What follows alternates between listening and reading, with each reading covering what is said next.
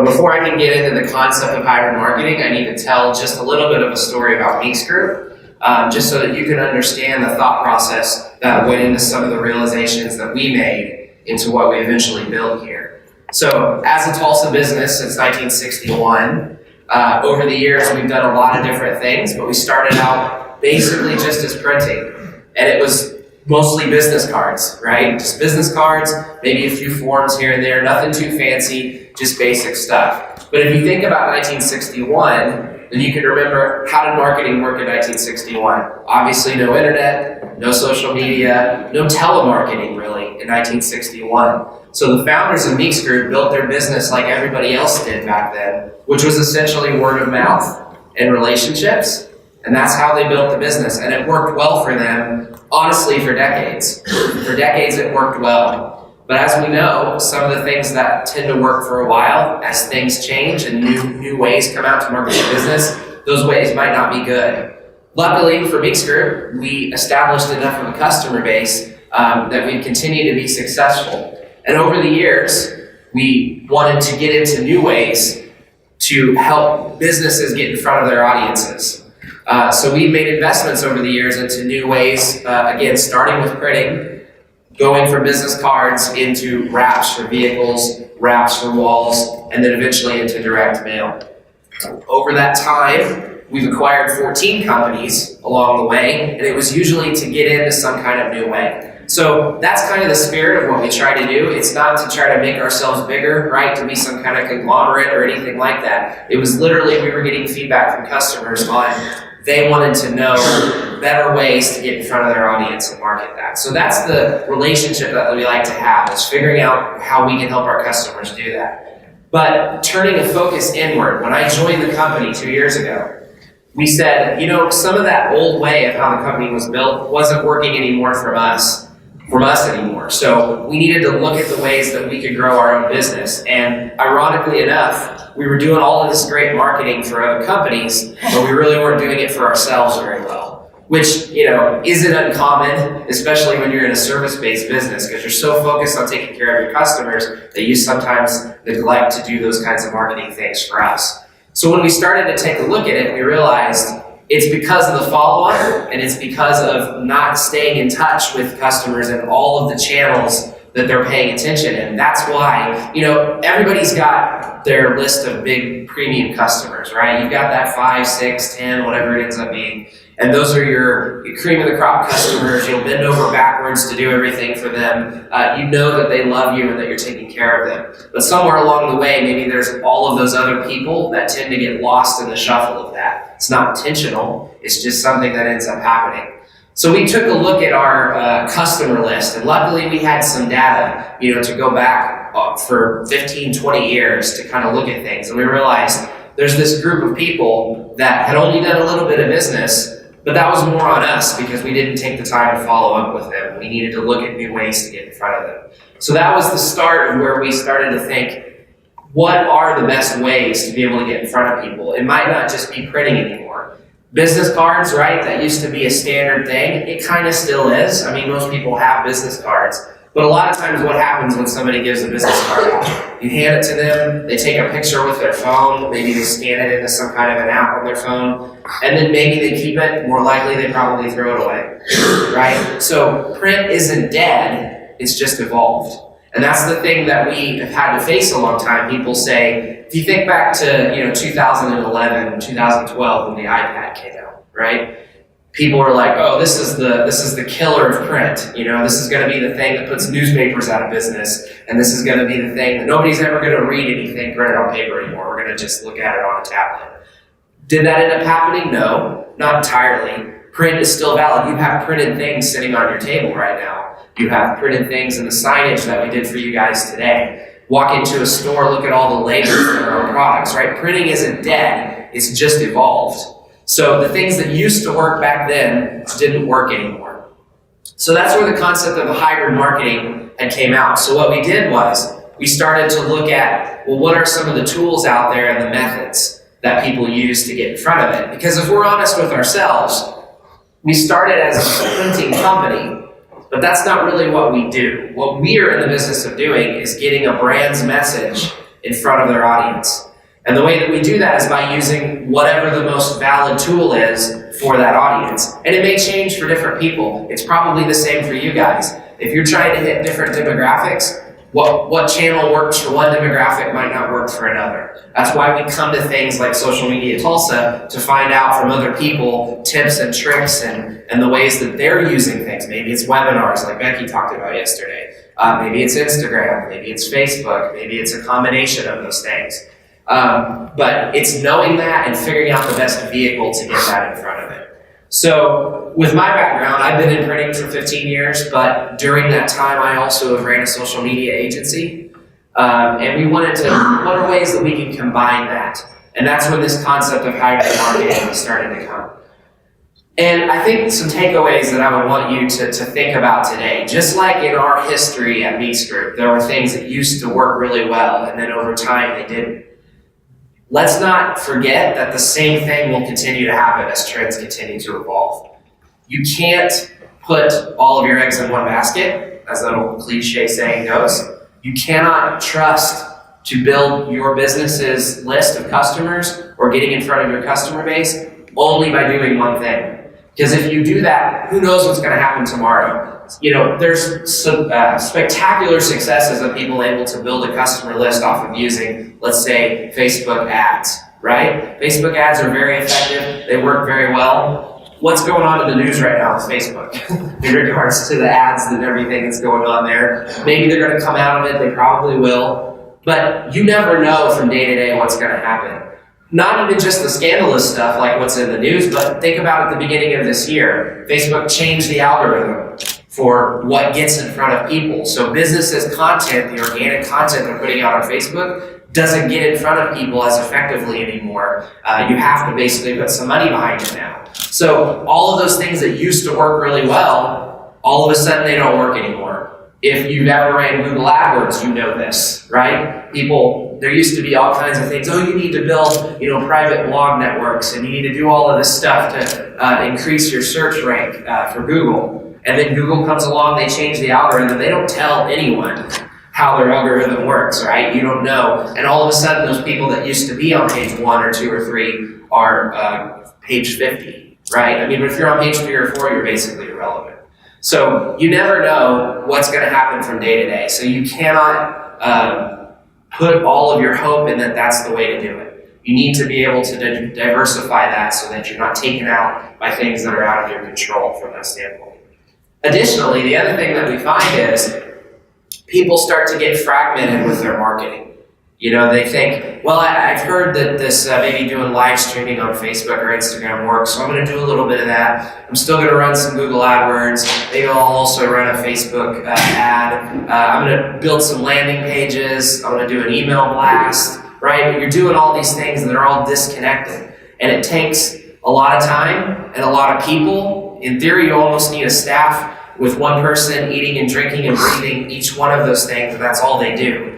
That's not the reality for a lot of us, right? We don't have unlimited resources. We don't have teams of people that we can necessarily do that. Everybody's wearing multiple hats in their business. Everybody's having to do these things. So you try to do a little bit of everything. Maybe you shift focus to one because you heard that's working or you see some results in what's working, and then the other ones get neglected. It's not intentional. That's just the way that it is. That's the reality of business. So we started to put into this concept of what if there was a way for you to run a campaign that actually had data coming back from each one of those channels and allowed you to take a step back and look at it from a 10,000 foot view and say, okay, this person that we tried to reach in this channel, they converted, but these people didn't. And then this channel converted and this one didn't. What if there was a way to do that? So, long story short, in the process of doing that, we took a look out there. And as you guys know, there's a variety of tools out there. There's a variety of services out there that you can use. Our process, we've essentially strung together a few of those together. Some of those are proprietary approaches that we built ourselves. Some of those are existing tools that are already out there. I'm not here today to sell you on what we're doing by any means. It's not intended to be a sales pitch. I just want you to understand what our thinking was and what we see whenever we work with people to understand, what that looks like. So we're going to talk about hybrid marketing, our approach, what it is, how it works, and why you guys should be using it for your businesses. Essentially what we're trying to do, any business, for your marketing, what does that really mean? You're trying to create revenue. Plain and simple. Strip all the other marketing lingo away from what marketing is. You're trying to create revenue either for yourself or for your customers. And that's our intent here, is to create new revenue or get more revenue from your existing customer base than you were getting before. But the trick is, by using these tools, you are hitting them in multiple ways. Therefore, you're increasing the chances that they're going to do business with you. And based on the actions that they take by responding to the different channels that you're advertising them to, you're creating what we call sales-ready leads. So instead of it being a cold call situation where you have no idea if they're even interested in you at all, that could be downloading something from a landing page, like an ebook or a PDF of some kind. That could be filling out a form, could be watching a video. It can be different in every scenario. And essentially, based on the data that you're able to get back from the system, that they are interested in doing business with you. So they are sales ready. And what we find for the customers that we do this for is that they are actually able to get 50% more leads at a third of the cost. 50% more at a third of the cost. Now, overall, the total spend, you may spend a little bit more money to make sure you're putting each of these channels in the way that you're supposed to and putting the budget behind each one of them. But when you're running it as a cohesive, all-in-one campaign, each one of them is helping the other one instead of them being fragmented and you're just throwing money at this one and throwing money at this one. So ultimately, the cost to acquire that customer is cheaper in the end because you put it all together instead of trying to one-off things. So how is this approach any different? We're going to talk about that. What does it do for your business? Why should you even consider it? And ultimately, what will I get out of this as we get your message in front of your audience?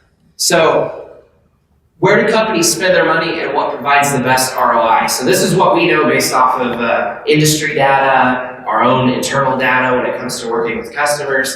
We know that more than a third, 35% of senior marketing professionals believe that digital marketing will account for more than 50% of their marketing spend for 2019. Obviously, I don't have to tell this room that, right? People know that the shift is continuing to happen. But is it because it's effective, or is it because that's just the trend and that's the way it's going? That's the ultimate question. On average, companies spend 10.4% of their annual revenue on overall marketing activities. So again, most businesses, 10% of the revenue. That could be tens of thousands, tens of millions of dollars that people spend on marketing. But it may be fragmented. It may be in a lot of different channels that aren't working together. Customers are transitioning to communicating and buying through digital channels, which is why annual digital marketing budgets represent 2.5% of a company's revenue. Again, substantial investment from companies.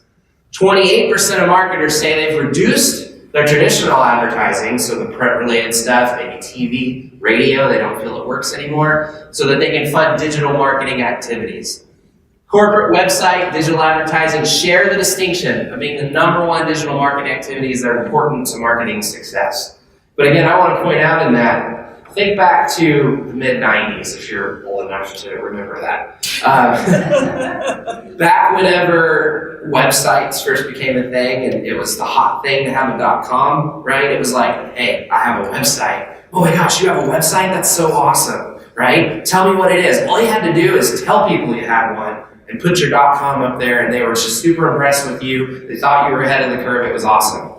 Now when people tell you they have a website, it's like, and? Everybody has a website, right? It's not a big deal anymore. Same was true in 2007, 2008. I have a blog. Check it out. Man, you're awesome. You have a blog. That's pretty cool. Nowadays, no big deal, right? Twitter's a microblog. We're getting inundated with stuff all the time, right? So things that used to work for a while, they don't necessarily work anymore. Are those things valid? In some instances, they are. In some instances, you don't even need a website anymore, right? You can build a Facebook page and actually get all of your customers and correspondence with customers through a Facebook page. You might not even need a website. So those trends continue to change based on how things are working.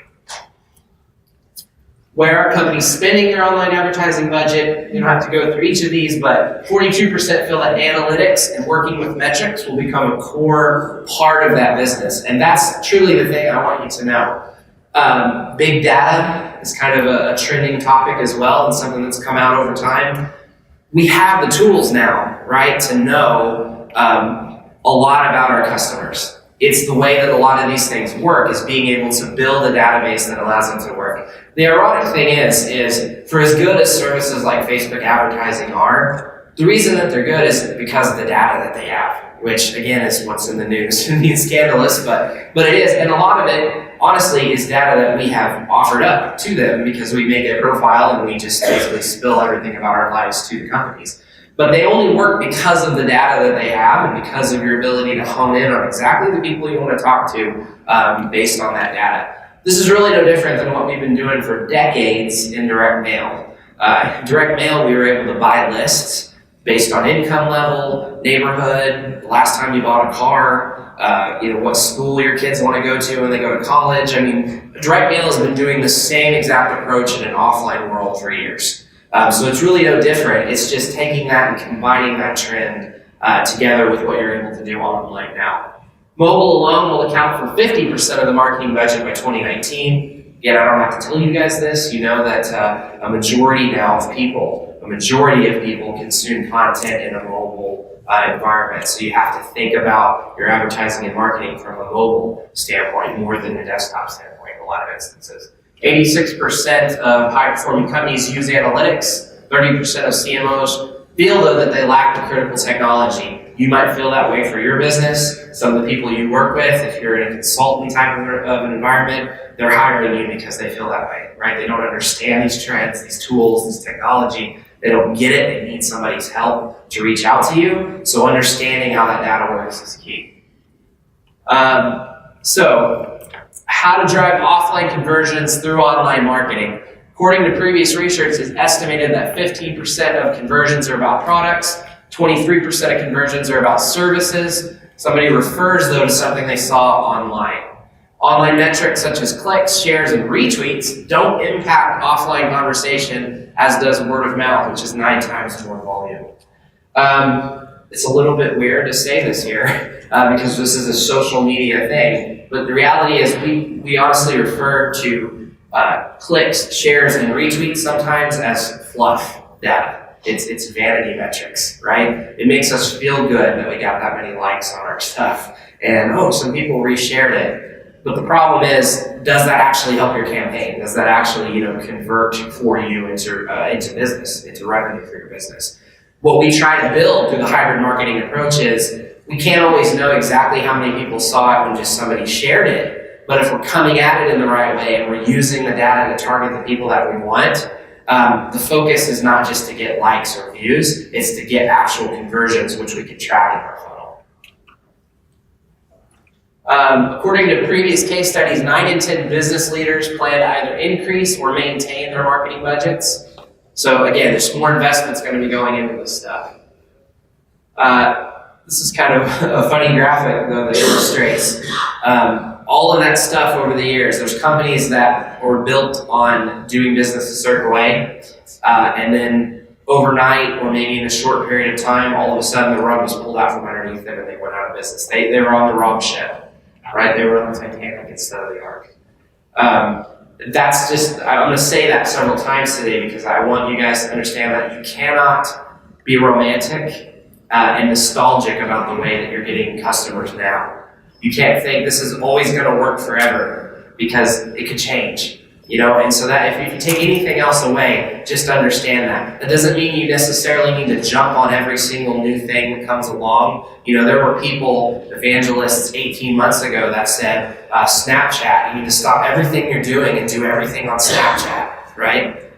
Instagram stories came out. Snapchat doesn't really matter. I mean, it matters to some people, and it may be good for certain brands. You cannot do that, especially in the digital marketing world, because the trends change so much faster. So, our platform, marketing automation leader, we've assisted in building campaigns that have ran from Fortune 500 companies all the way down to mom and pop shops along the way. Trends impacting today's marketing effectiveness, how traditional marketing approaches are under fire. People are busier than ever before, right? You are this way, I'm this way. Media consumption habits have changed. Attention span is less than 6 seconds now. According to research for a marketing survey, 80% of business decision makers who made a recent purchase said they found the product vendor, not the other way around. Just 20% said the product vendor found them. 78% of all people read their mail over a trash can. Right? I mean, I do it too. You know, you get stuff in the mail, you just stand there, oh, junk mail, right? Throw it away, you don't even give it the time of day. So that's investment and money that somebody is spending that just went down the drain. Maybe it's your stuff. Marketers use on average 2.7 media channels per campaign. So we see the concept of what I'm talking about kind of happening in an organic way. Again, people think, oh, I'm going to try a little bit here, and I'm going to try a little bit here, and we'll see what works, right? Throw spaghetti at the wall and see what sticks. On average, we find now, and this is, of course, changing all the time, 7.2 ways to get in front of any person. You, me, anybody. 7.2 ways. Your physical mailbox, texting, email, social media, calling you on the phone, wearables. This is maybe a little bit outdated, but it fits into like the Internet of Things, so the Alexas and the Google Homes of the world, right? That's becoming a thing. We haven't even really begun to see it. They're going to open that stuff up. Guarantee you advertising is going to come on Internet of Things devices. You're going to buy a smart fridge, and you're going to have to watch an ad before you open your door on the fridge, right? TV obviously still happens when you're in your car, things like radios. So maybe they throw something away or they scroll past, they don't pay attention to your ad, they delete the email. Maybe they do that because right there in that moment, they don't have a pain, right? Your service, your product, whatever it is, it's not answering a pain right then in that immediate need. But whenever they have that immediate need, they're going to go the path of least resistance. So they're going to go to the one that they remember. That's really why a lot of advertising works. When you're not selling some kind of a product that's an impulse buy, when it's like a repair service or whatever the case may be, they're going to go the one that they heard about, the one that's brand is most familiar with them. And unless you position yourself to be a valuable resource and be their guy, then they're not going to remember you. You have to offer a solution with more value that meets their needs. So all of these things essentially sum up into, if you're not getting in front of them and consistently staying in front of them, then they're probably not going to remember you. They're going to choose to move on past you. And if your message that you're putting out there isn't hitting them in all the different channels they're paying attention, chances are you're not going to retain them. So hybrid marketing works because it creates programs that deliver the results that you seek. And we break that down into 4 key steps that you need to pay attention to. Create a personalized experience across multiple channels. So it needs to not feel like it's the same message for everybody, right? We're just vain like that. We want to be catered to as people, as consumers. We want to feel like you're speaking to me and trying to offer me something that's important, not something that's for the masses, right? That's how we are as people. But lead generation, that's what we want to focus on. Build and cultivate a relationship through lead nurturing. So this can be achieved through some of that ongoing stuff. So this is where the shares and the content that you put out on social media or your website, that's what you're doing here. It's the nurturing of letting them understand that you're an authority about what you're talking about. You are an expert in that space. That's the kind of stuff that helps them recognize, so when they have that need, they're actually going to reach out to you because they recognize you as a resource. Find those who are the most interested. Again, by using these channels, you can see what people are doing. You can see what they're clicking on, what they're filling out, what they're downloading. If you put those tools in place, and there's our other tools out there. I'm sure you guys are aware of tools that you can use on your website to offer up a PDF when somebody fills out your form and you know if they downloaded it or not. I'm not talking about anything that you guys don't know about already, but when you use tools like that together with everything, you can actually score their interest based on what they've done. And then this allows you to send only sales-ready leads to the sales team immediately. So instead of acting on people that may or may not be interested, you're actually qualifying them because of the actions that they're taking.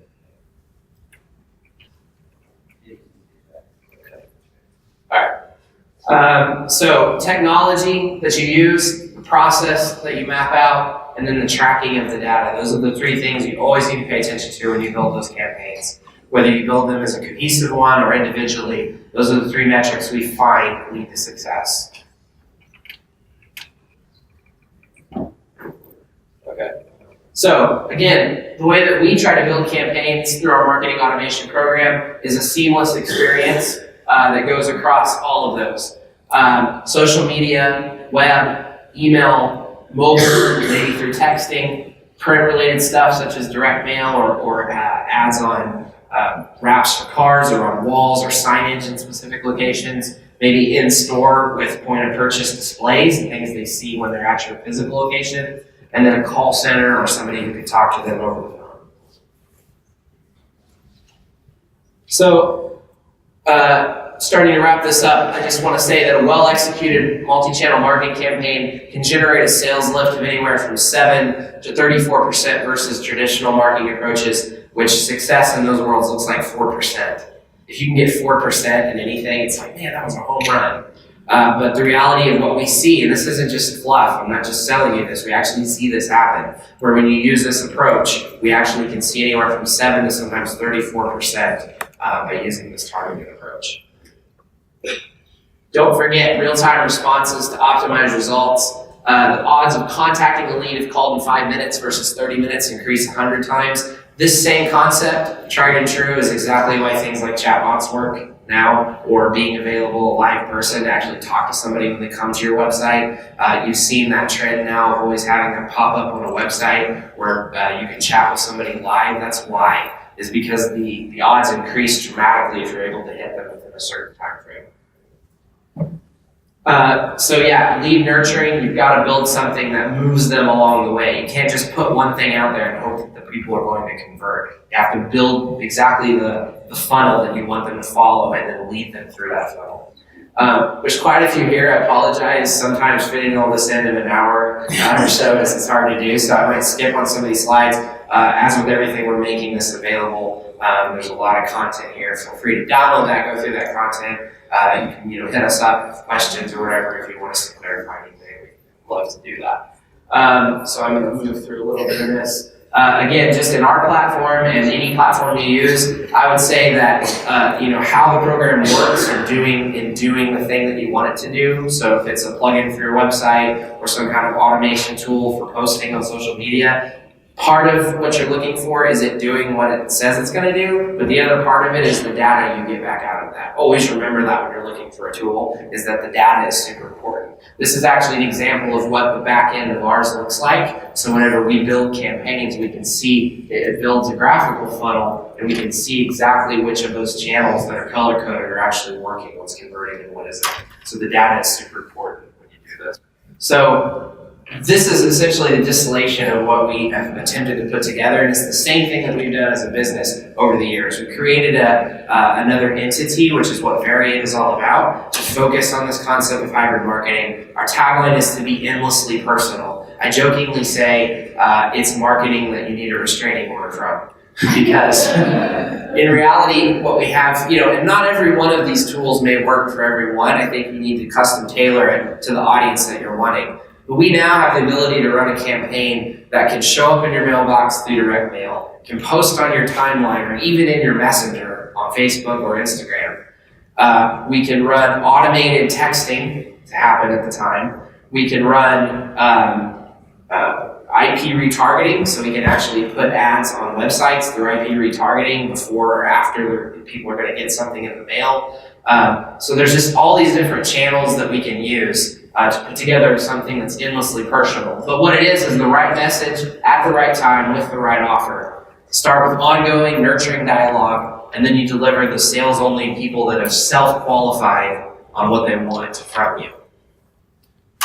We have a wealth, and we're going to move into questions here in just a second. So obviously this approach can change dramatically depending on the industry that you're in or the people that you're trying to get in front of. We've got a wealth of case studies. We've got all kinds of data about specific industries, and we'd be more than happy to share that with you if that applies.